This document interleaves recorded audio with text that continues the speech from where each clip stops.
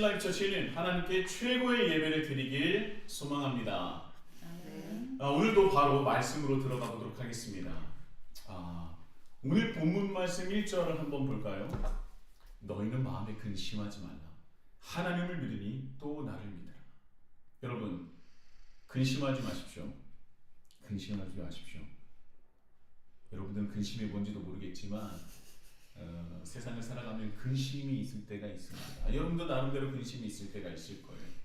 근데 하나님께서 오늘 우리에게 말씀하시는데 근심하지 말라고 하십니다. 여러분 혹여 마음속에 있는 근심이 있다면 오늘 예배를 드릴 때 그 근심이 사라지는 놀라운 역사가 임하길 소망합니다.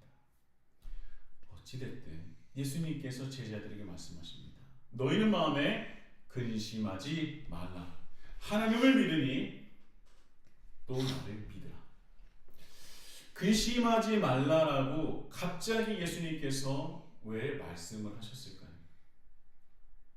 우리는 말씀을 볼 때에 14장 말씀 그 부분만 독립적으로 보지 말라고 제가 말씀을 드렸죠. 말씀을 앞뒤 말씀을 함께 봐야 한다고 하지 않았습니까? 그래서 오늘 본문 말씀도 13장 36절부터 시작하는 이유가 바로 여기에 있습니다.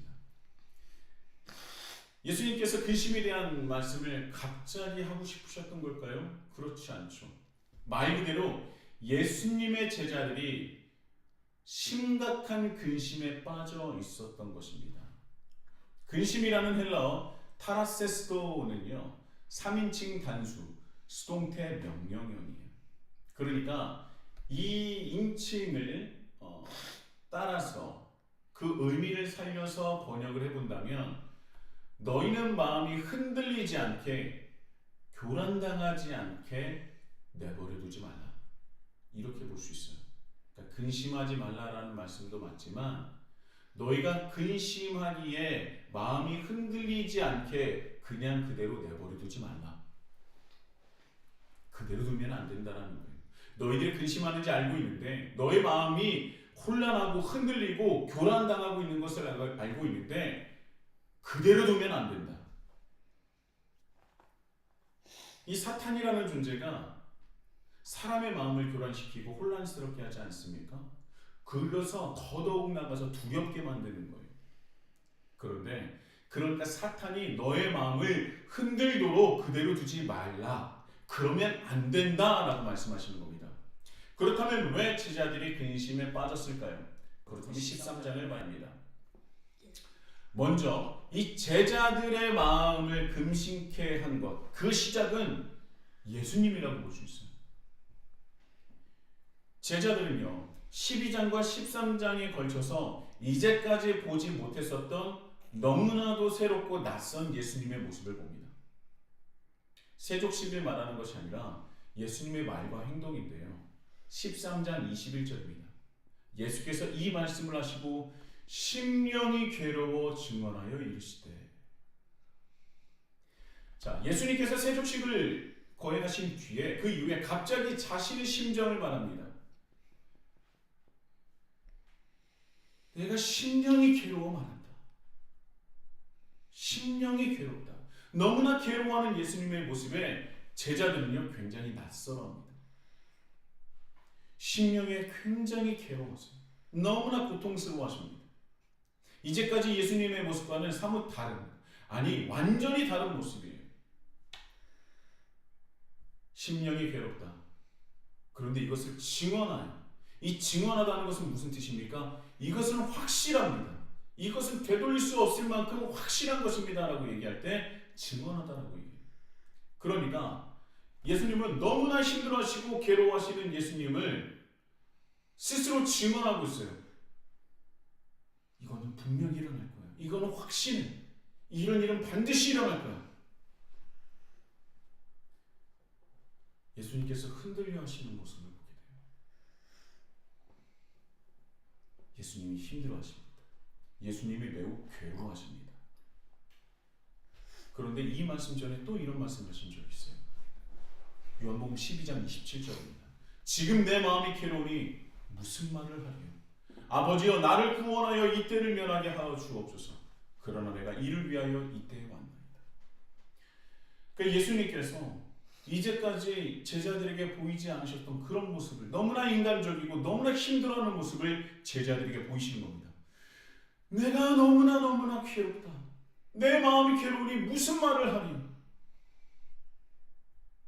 자, 그래서 제자들은요, 아마도 12장부터 이전과는 달라진 예수님의 모습을 보면서 한쪽에서는 불안한 마음과 두려움이 싹트고 있었는지도 모르겠습니다. 제자들은 예수님이 이제까지 헌신적이고 사랑이 넘치는 모습을 보았고요, 때로는 바리새인들이나 권력자들 앞에서도요 당당하게 말씀을 전하시고, 때로는 그들을 비판하는 모습을 제자들 앞에서 보이셨습니다. 그 모습을 보면서 역시 우리 예수님, 역시 우리 스승님, 얼마나 대단하고 여기며 자랑스러워했겠습니까? 예수님은요, 언제나 어디서나 예수님은 한결같으셨어요. 그런데 갑자기 12장에서부터 제자들에게 낯선 모습을 보이십니다. 매우 괴로워하시고요, 괴롭다는 표현을 입으로 말씀하십니다. 심령이 너무나 괴롭다. 내가 너무나 괴롭다. 이 괴롭다라는 표현의 원어를 살펴보면 심중에 뜯어질 것처럼 아프고 견딜 수 없다라는 뜻을 가지고 있어요. 내 심장이 뜯어질 것 같이 아프고 견딜 수 없는 상황을 말씀하고 있는 것입니다. 굉장히 낯선 모습이죠. 그리고 13장에는요, 이 너무나 힘들어하시면서 한마디 더 하십니다. 너희 중 하나가 나를 팔리라. 예수님의 이 당혹스러운 모습도 충격인데 이어진 말씀이 더더욱 충격이에요. 너희 중 하나가 나를 팔리라. 자, 이 말씀을 듣고 이 상황에 제자들은 어떤 마음이 들었을까요? 당연히 먼저는 누가 예수님을 팔아넘기지? 도대체 누구지? 그런 생각이 들었을 거예요. 그런데 생각에 꼬리를 물자 이런 생각까지도 갔던 것이죠. 그러면 예수님을 팔아넘기고 예수님께서 잡히시면 그것이 끝일까? 예수님으로 끝날까? 아니면 예수님으로 시작이 아닐까? 이런 마음을 제자들이 가지지 않았을까요? 예수님이 잡히시면 그러면 우리는 안전할까? 당연히 이런 생각을 하지 않았겠습니까? 이 말씀을 보면 예수님의 괴로움이 제자들에게 전이되고 있는 것을 볼 수 있습니다. 그런데 이 위기감과 이 괴로움이 전이가 끝이 아니라 그 긴장감과 괴로움은 더더욱 고조됩니다. 오늘 본문 말씀 13장 37절에서 38절까지 말씀입니다. 베드로가 이르되 주여 내가 지금은 어찌하여 따라갈 수 없나이까? 주를 위하여 내 목숨을 버리겠나이까? 예수께서 대답하시되 내가 나를 위하여 내 목숨을 버리겠느냐? 내가 진실로 너희에게 이르노니 닭이 울기 전에 내가 3번 나를 부인하리라. 이어진 예수님의 말씀이 더욱 충격적인 거예요. 제자들 중에 수제자격인 베드로가 예수님을 부인할 것이다 라고 말씀하십니다. 다름 아닌 베드로가. 물론 베드로가 완벽하지도 않고 부족한 면도 있었지만 예수님이 늘 데리고 다니시면서 제자들 안에서 핵심적인 역할을 감당했던 사람 아닙니까? 그런데 그런 베드로가 예수님을 부인할 것이다라고, 나를 부인할 것이다라고 말해. 네가 나를 사랑한다고, 네가 스스로 목숨을 바치겠다고 말하지만 너는 나를 부정할 거야. 너는 나를 부인할 거야. 이렇게 말씀하십니다. 자, 이 말씀을 들은 제자들은 또 어떤 생각을 가지게 됐을까? 어떤 마음이 들었겠어요? 누구는 예수님을 팔을 것이고 베드로는 예수님을 부인하고 부정한다? 이 상황을 제자들이 쉽게 받아들일 수 있었을까요? 예수님이 거짓말을 하시는 분이 아니잖아요. 어마어마한 일이 있는 겁니다. 누구 이 제자 중에 12제자 중에 한 명은 예수님을 팔아볼 것이고 우리 12제자 중에 수제자격인 베드로는 예수님을 부인하고 부정한다.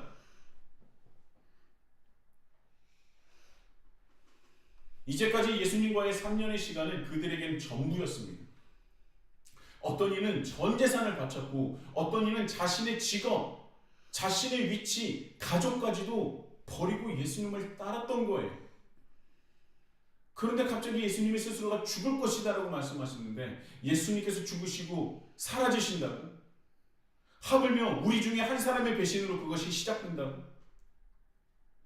그런데 더 나아가서 예수님의 제자의 수제자격인 그 베드로가 예수님을 부인하고 부정한다. 3년간의 시간이 물거품이 되고 예수님과 함께하고 있는 지금 이 시간 이후에는 이 모임, 이 공동체가 공중분해된다고 생각을 했을 거예요. 이제 끝인가? 누군가는 예수님을 팔고 저 베드로는 예수님을 부인하고 부정한다. 그렇다면 예수님이 죽으신 뒤에는 이 공동체가 공중분해되고 사라지겠구나.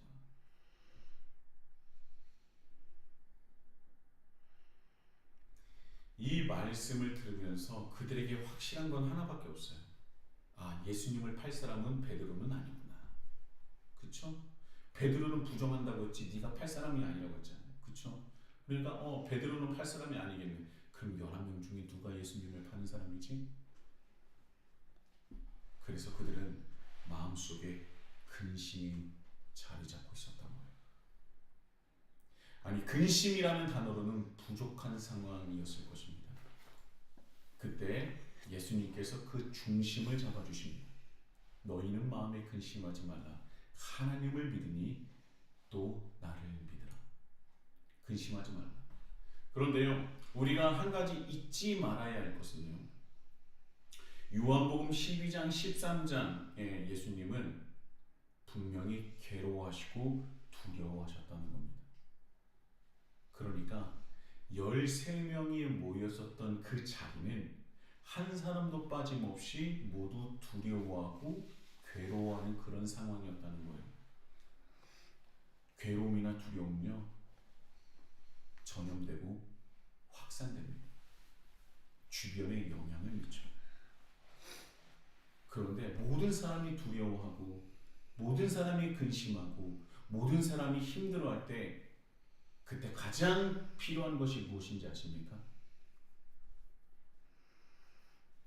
그 안에 단 한 사람이라도 정신을 차리고 그 사람들의 마음을, 그 중심을 잡아주는 거예요.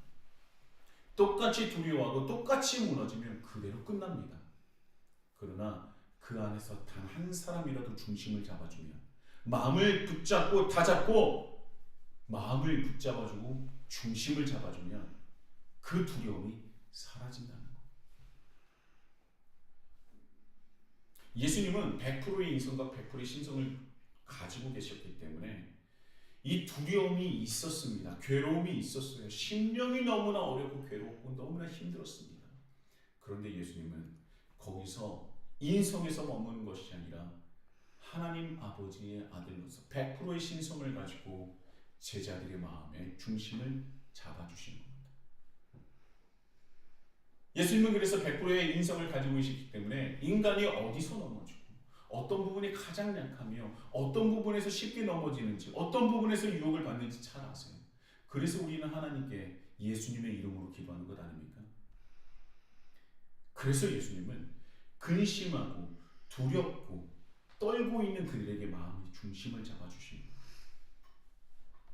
한 사람이 정신 차리고 일어나서 중심을 잡아주는 것이 너무나 중요하다는 겁니다. 요즘에 MBTI가 그 MBTI 유행이 좀처럼 사그라들지 않고 있습니다. 아예 우리 전통 문화의 한 문화로서 자리 잡고 있는 것처럼 느껴져요.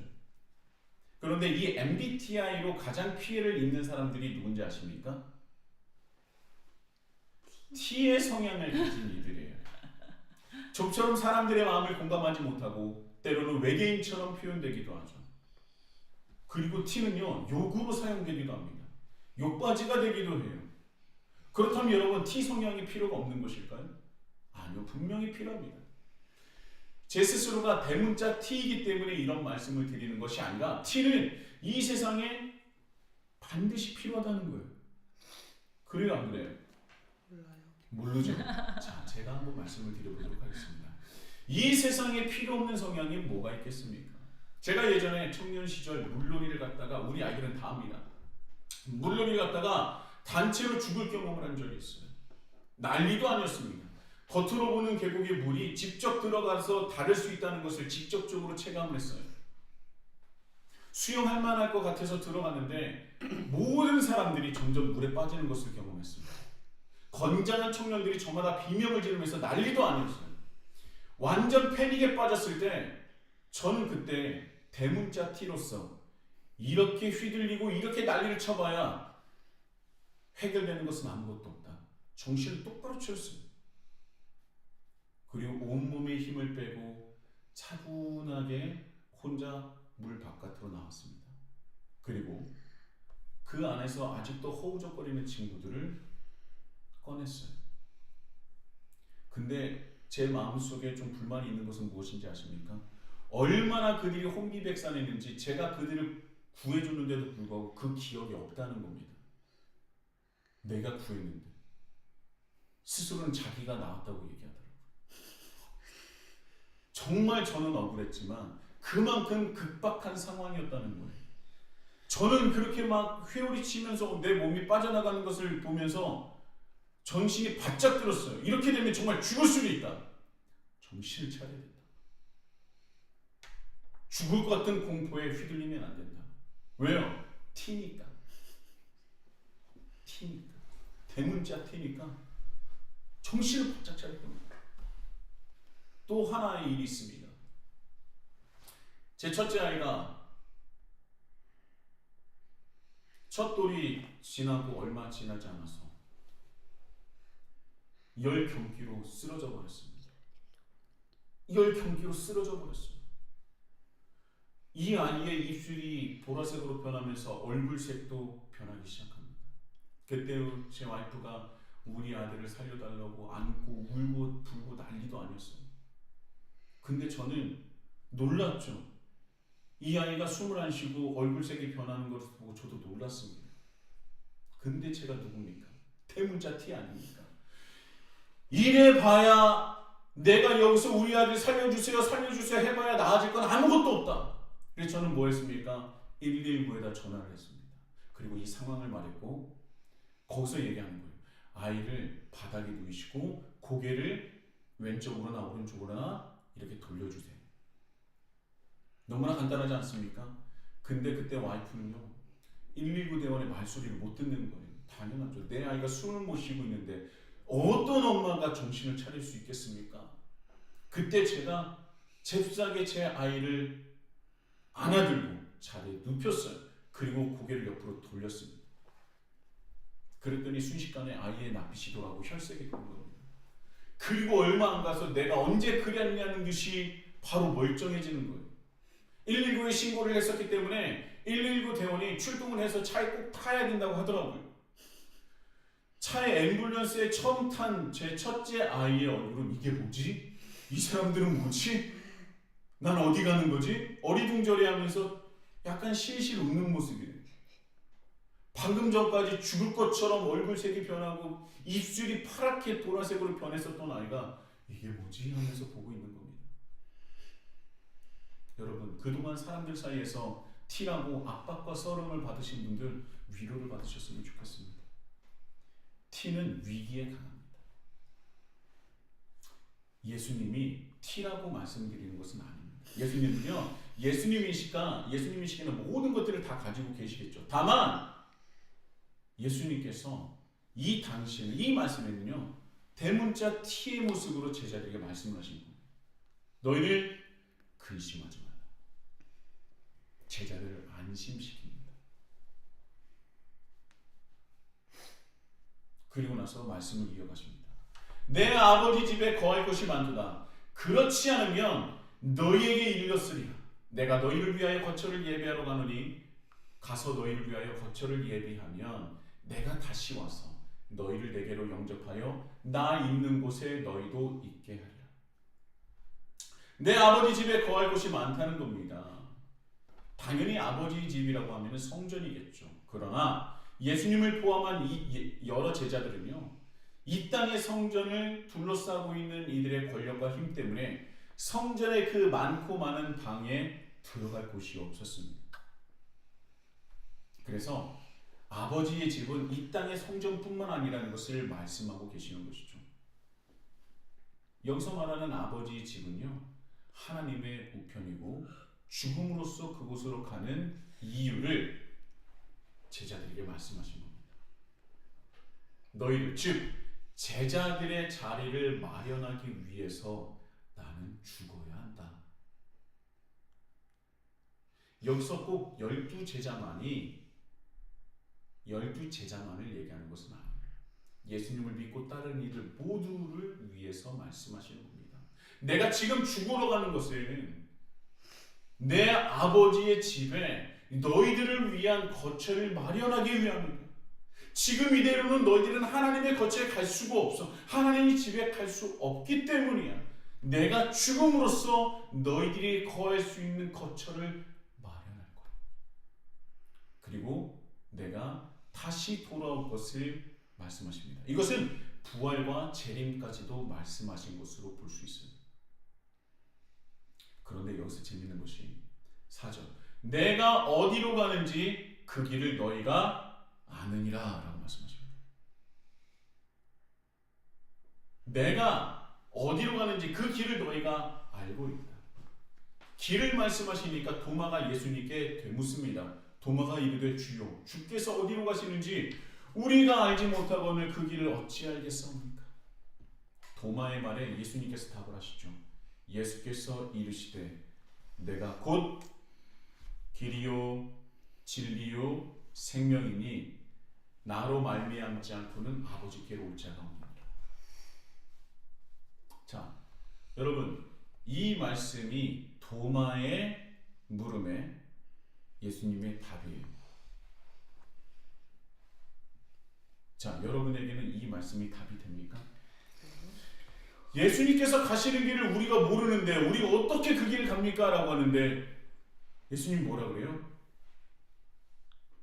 내가 길이요 진리요 생명이니 나로 말미암지 않고는 아버지께로 올 자가 없느니라. 이게 답이 됩니까? 그 길이 어딥니까? 내가 길이요 진리요 생명이니 답이 안 되잖아요. 그런데 이상하게 말도 많고 의심이 많은 도마가 예수님 도대체 무슨 말씀이십니까? 내가 묻는 것에 대답을 하셔야죠 라고 얘기했는데 도마가 예수님께 다시 되물어요? 안 되물어요? 되묻지 않아요. 도마에게 답이 된 거예요. 이상하네. 이상하지 않습니까? 우리에게는 답이 안 되는데 도마에게는 답이 됐다는 겁니다. 그 말 많고 의심 많은 도마에게 답이 되었다는 거예요. 도마가 말문이 막힌 곳인지 너무나 그 대답이 어이가 없어서 말문이 막힌 것이 아니면 도마에게 답이 됐다는 겁니다. 길이요 진리요 생명이니. 여기에 우리가 모르는 무엇인가 있는 것이죠.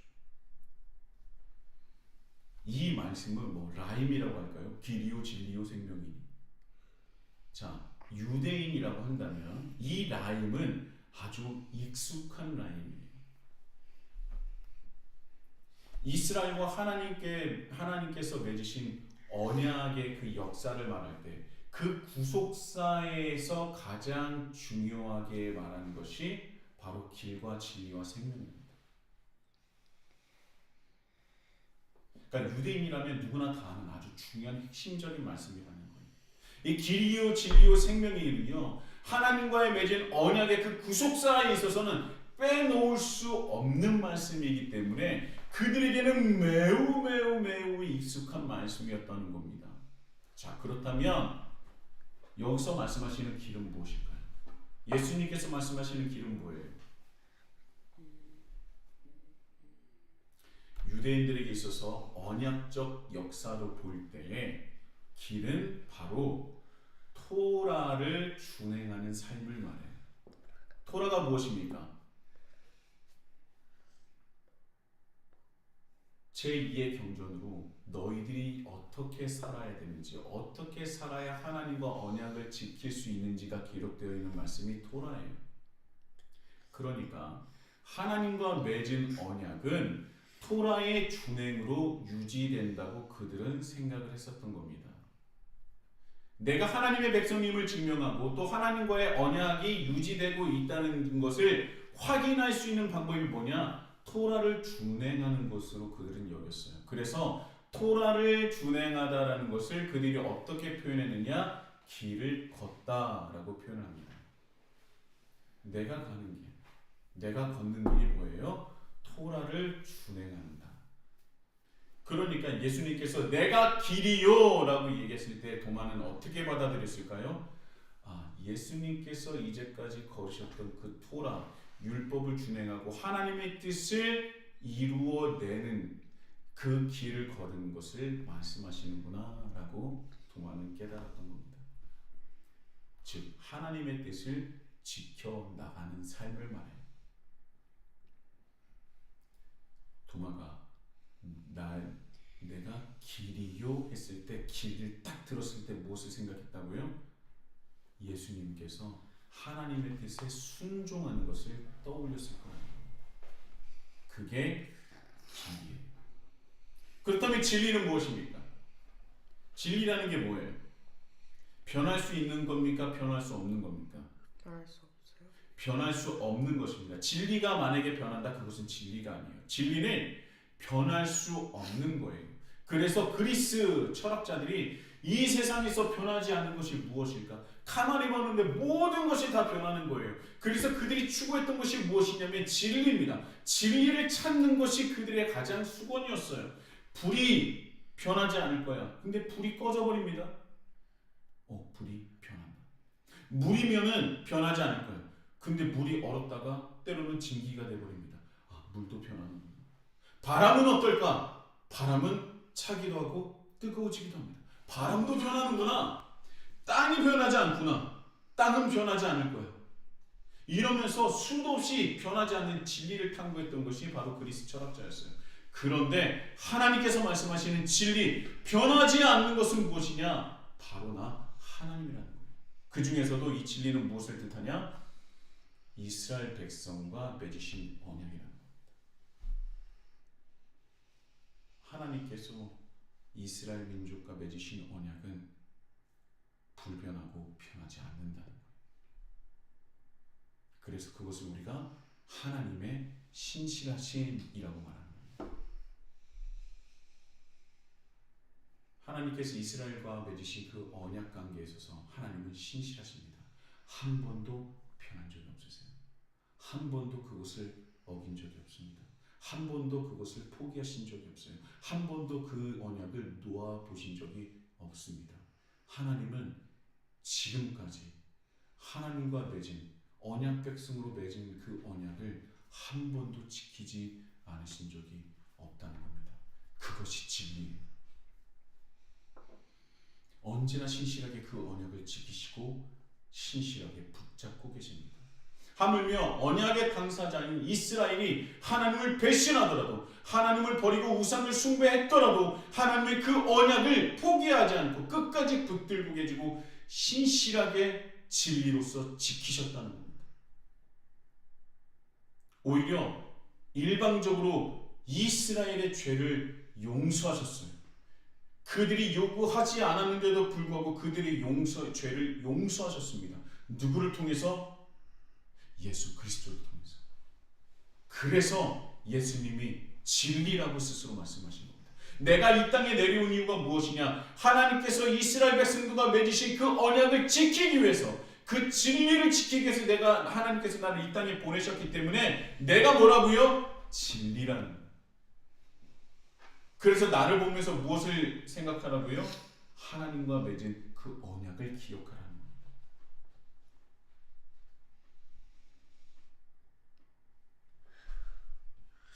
그렇다면 생명은 무엇입니까?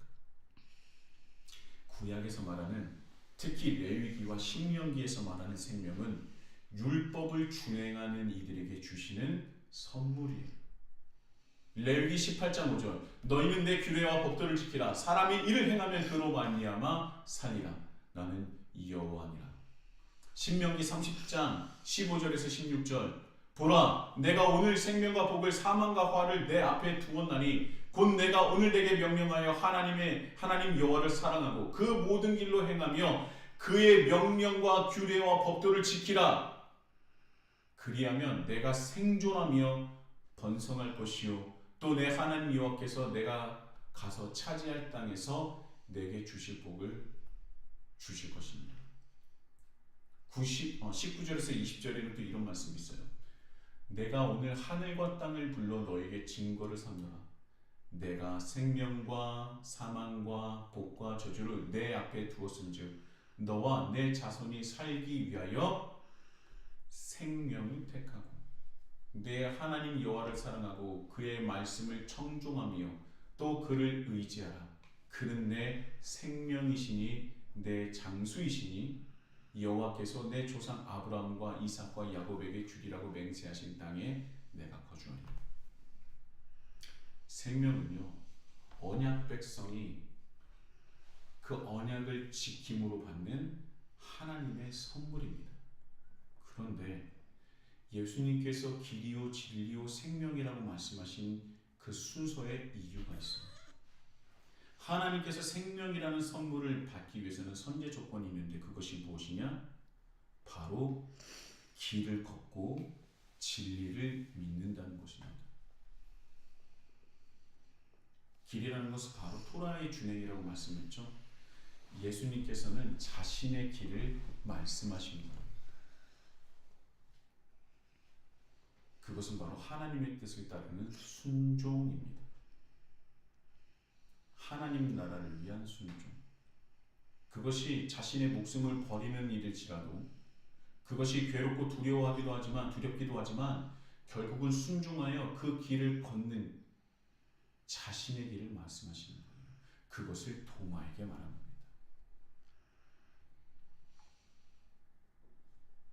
도마가 물었어요. 주께서 어디로 가시는지 우리가 알지 못하고는 그 길을 어찌 알겠사옵나이까.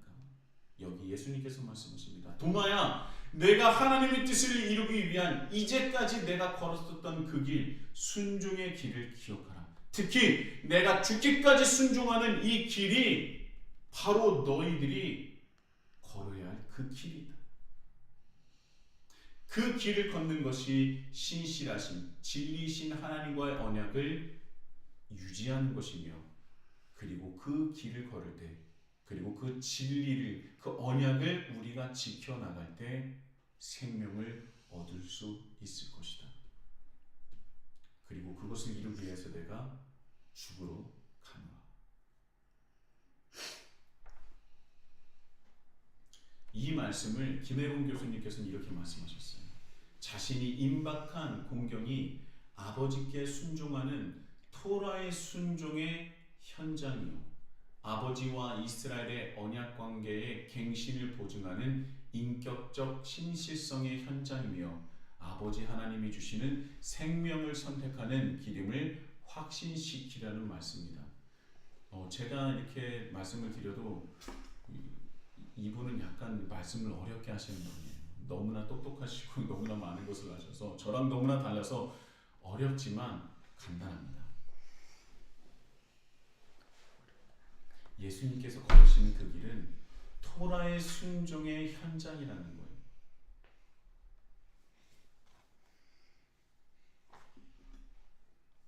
그리고 그 길을 걷는 것이 언약 관계의 갱신을 보증하는 인격적, 그러니까 하나님께서 변하시지 않고 내가 그 진리 안에 거하는 현장이라는 거예요.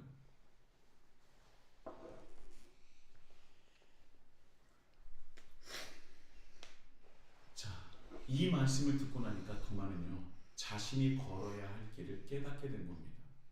도마에게는 예수님의 말씀이 답이 된 거예요. 그래서 그 말 많고 의심 많은 도마가 더 이상 예수님께 거듭 질문을 하지 않은 것입니다. 질문을 할 필요가 없게 된 거예요.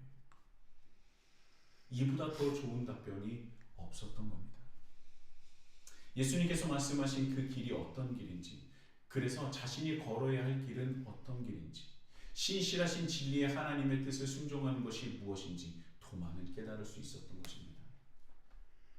그래서 도마는 이 말씀을 붙잡고 아무것도 알지 못하고 아는 사람 하나 없는 수천 킬로미터가 떨어진 인도까지 가서 복음을 전하게 된 것 아닙니까? 예수님께서 걸으셨던 그 길을 똑같이 걸었던 거예요. 길이요 진리요 생명이신 예수님의 답을, 그 답을 자신의 답으로 받아들였던 겁니다. 그렇다면 도마와 마찬가지로 예수님을 믿는 여러분들에게는 예수님의 말씀이 답이 되십니까? 예수께서 이르시되 내가 곧 길이요 진리요 생명이니 나로 말미암지 않고는 아버지께로 올 자가 없느니라. 이 예수님의 대답이 우리의 인생의 답으로 다가오십니까? 도마에게는 답이었는데 우리에겐 이 말씀이 우리 인생의 답이 되냔 말입니다. 여러분, 하나님을 믿는다는 것이 무엇이라고 했습니까? 하나님을 잘 믿는 것이 무엇입니까? 하나님을 믿는 믿음이 강하고 굳센 것, 그것이 어떤 믿음입니까? 믿음이 좋다, 믿음이 크다는 것이 무엇입니까? 그냥 주여 믿습니다를 크게 외치면 되는 것입니까? 내가 하나님을 창조주심으로 저는 고백합니다, 그 누구라도 목소리 높여서 외치면 되는 것입니까? 저는 요한복음 14장 6절의 말씀이 저와 여러분의 인생의 답이 되었으면 좋겠습니다.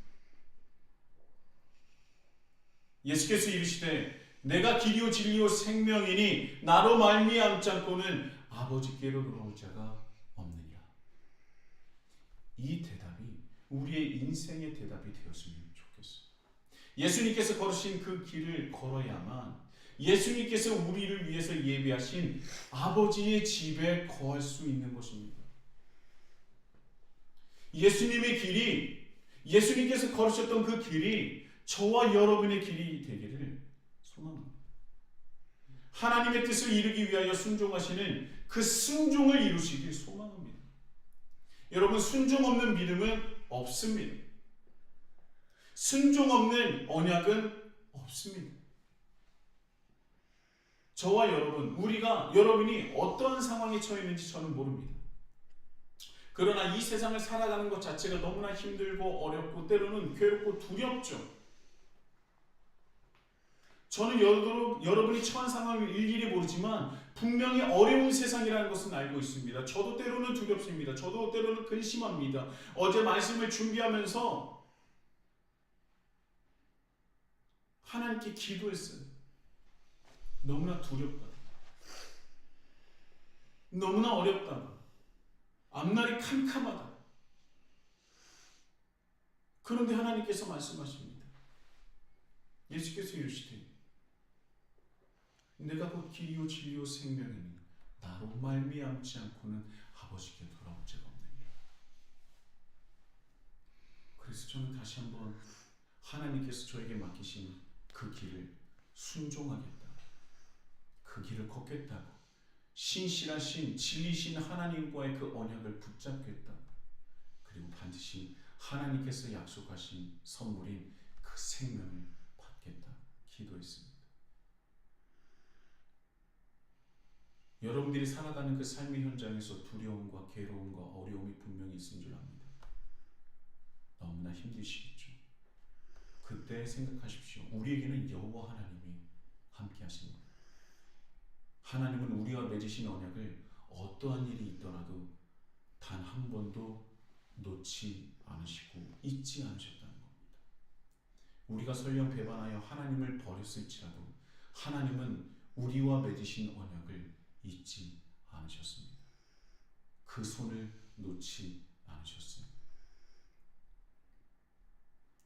그러기에 이제는 여러분들이 경험하고 여러분들이 느끼고 있는 근심과 두려움을 하나님 앞에 내려놓고 기도하십시오. 그리고 진리요 생명이신, 길이요 진리요 생명이신 예수님을 믿고 따르시길 예수님의 이름으로 축복합니다. 아멘. 우리가 그 길을 걸을 때, 우리가 하나님 뜻에 순종할 때, 세상이 아닌 하나님을 믿고 순종하며 우리가 그 길을 걸을 때 하나님께서는 성령님을 우리에게 보내셔서 이 땅에서의 생명을 얻고 그 생명을 누리며 생명을 전할 수 있게 됩니다. 도마의 인생의 답이 저와 여러분의 인생의 답이 되시길 예수님의 이름으로